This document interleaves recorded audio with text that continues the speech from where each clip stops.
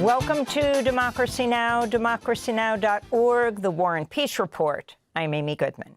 Officials in Qatar say no high-level meetings are scheduled between the United States and Iran after the Trump administration said it had sent envoys Jared Kushner and Steve Witkoff to Doha for talks following a weekend of tit-for-tat attacks around the Strait of Hormuz. Iran's foreign ministry denied Trump's claim Monday that Tehran had requested the meeting, calling it fake news. Iran, however, said it is sending a delegation to Doha to follow up on the release of $6 billion in frozen Iranian assets. Iran also rejected a plan by France to demine parts of the Strait of Hormuz, warning Paris against provocations. Meanwhile, President Trump's lashed out against the skyrocketing cost of fuel unleashed by his war against Iran. Trump wrote on Truth Social, quote, gasoline retailers must get their prices down immediately, adding that if they fail to lower prices, quote, big problems lie ahead, unquote. Israeli strikes on southern and central Gaza Monday killed at least 8 people, among them 2 children. In one of the attacks, Al Jazeera reports a displaced 23-year-old mother and her 1-year-old daughter were killed when their tent was hit in the Al-Mawasi neighborhood of Khan Yunis. Israel now claims control of some 2/3 of Gaza, with Israeli Finance Minister Bezalel Smotrich calling for the immediate establishment of Israeli settlements in Gaza's northern perimeter. Smotrich spoke on Monday from the city of Sderot on Gaza's border. We're here in Sderot. Today, the IDF holds nearly 70% of the Gaza Strip. We must complete the conquest of the remaining 30%, defeat Hamas, and above all, we need to establish a belt of Jewish settlements within the territory of the Strip as a protective border for Sderot and all the communities of the Gaza envelope. In news from the occupied West Bank, Israeli soldiers killed a 15-year-old Palestinian boy in the city of El Bireh near Ramallah Monday. Amir Ahmad Jawad Jaber was reportedly shot in the head and chest during a raid. This comes as a new report by the Israeli human rights group B'Tselem found Israeli soldiers killed at least 54 Palestinian children and teens in the West Bank last year in 2025, the highest rate since Israel occupied the West Bank in 1967. In Venezuela, rescue crews continue to search for tens of thousands of missing people nearly a week after 2 back-to-back earthquakes devastated La Guaira and Caracas. Venezuelan health officials say over 1,700 people are confirmed dead, with the toll expected to soar. Speaking from Caracas, the UN's humanitarian coordinator said Monday people are still being pulled from the rubble.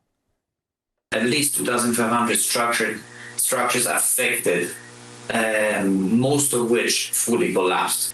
We are procuring, and this is something that has been agreed with the authorities here, 10,000 body bags.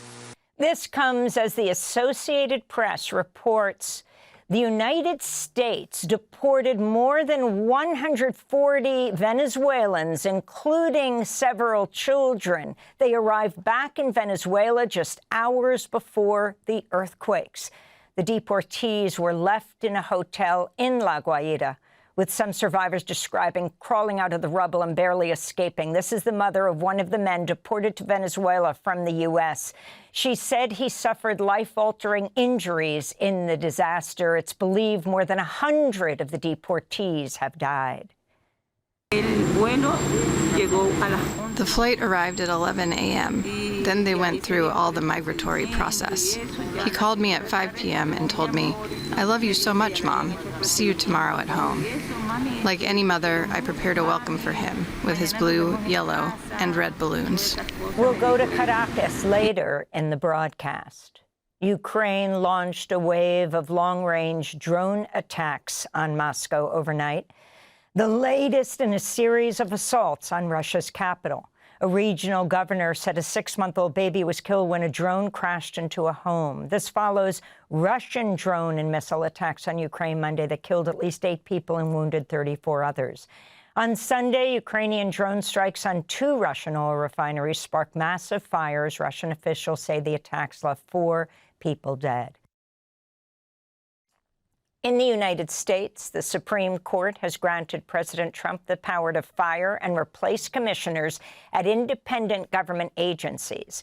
Monday's 6-3 ruling overturns more than 90 years of precedent that insulated regulatory agencies set up by Congress from presidential control.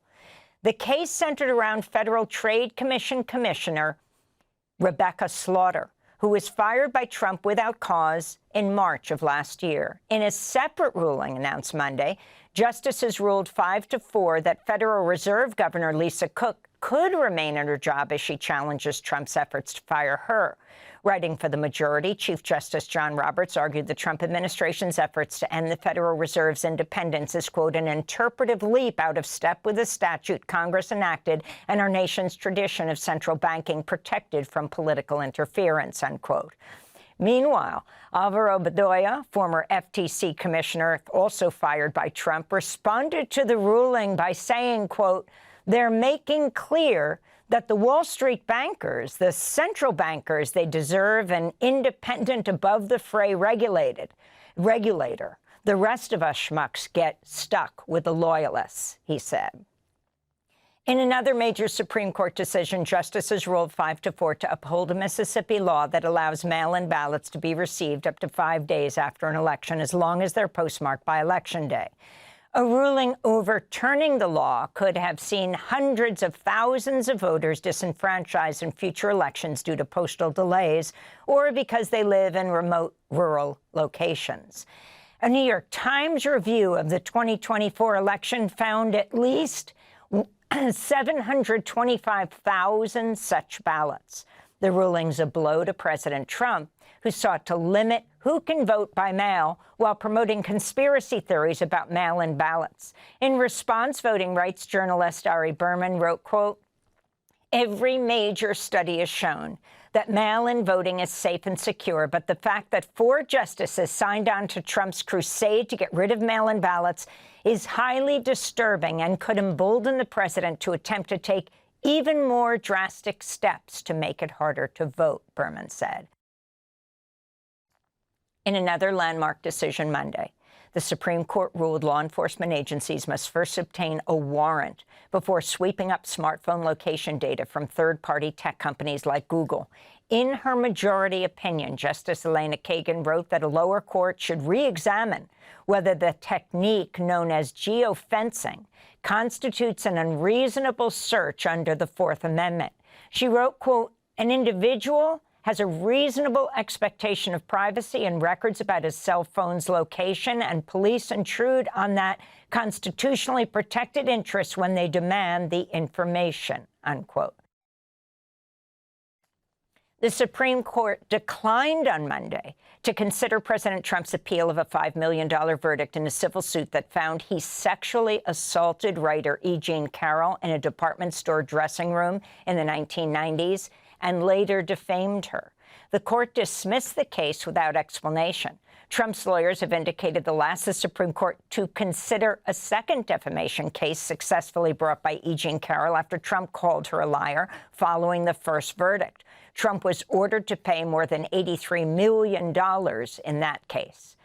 Meanwhile, the Supreme Court's handing down the final decisions of its term this morning at the time of this broadcast, with rulings on birthright citizenship, bans on transgender athletes, and campaign finance. Separately, the court announced it'll review 2 Arizona laws requiring people to produce proof of citizenship in order to register to vote. A ruling upholding the laws would dramatically weaken the National Voter Registration Act of 1993. In Colorado, 15-term incumbent Democratic Congressmember Diana DeGette faces the most serious primary challenge of her political career from a Democratic socialist seeking to build on last week's upset victories in New York. 29-year-old lawyer Malat Quiros is campaigning on a platform of Medicare for all, universal child care, ending homelessness, and a complete arms embargo against Israel.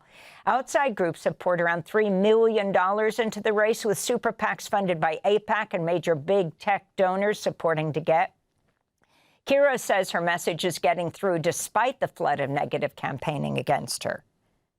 These issues are popular with the voters of Denver, right? In fact, socialism is more popular than capitalism for voters of this city. But more than anything, what I would explain is that we already have socialism. It's in our streets, it's in our public schools, it's in our fire stations. What we're fighting for is to extend that kind of guarantee and that security into our health care, into our housing, into our child care and our elder care.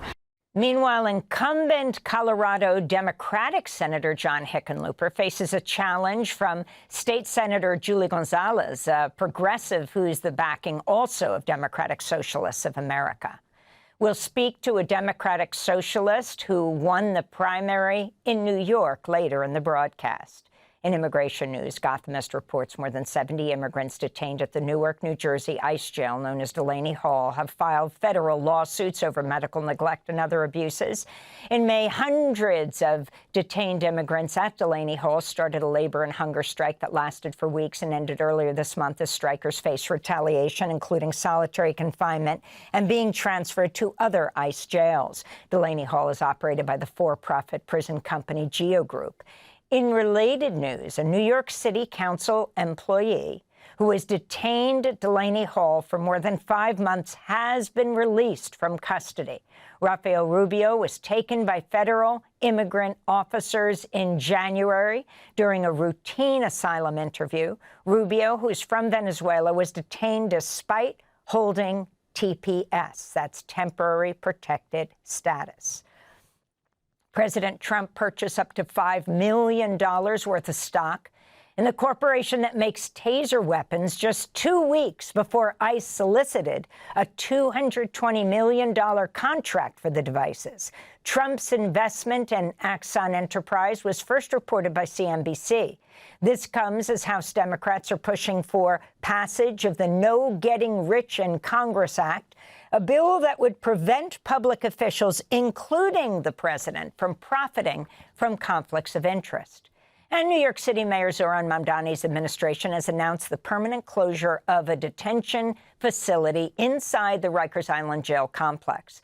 Mayor Mamdani said in a statement, quote, "For decades, Rikers Island has represented one of the deepest failures of our city government. This milestone brings us closer to ending that chapter. We're replacing a system built around neglect with one centered on rehabilitation," Mayor Mamdani said. This all comes about 7 years after the New York City Council in 2019 approved a plan to shut down Rikers for good. But city officials have said the prison complex won't be ready to close by its 2027 court-mandated deadline. And those are some of the headlines. This is Democracy Now!, democracynow.org, The War and Peace Report. I'm Amy Goodman in New York with Democracy Now!'s Juan Gonzalez in Chicago. Hi, Juan. Hi, Amy, and welcome to all of our listeners and viewers across the country and around the world. Thanks for watching Democracy Now! On YouTube. Subscribe to the channel and turn on notifications to make sure you never miss a video. And for more of our audience-supported journalism, go to democracynow.org, where you can download our news app, sign up for our newsletter, subscribe to the daily podcast, and so much more.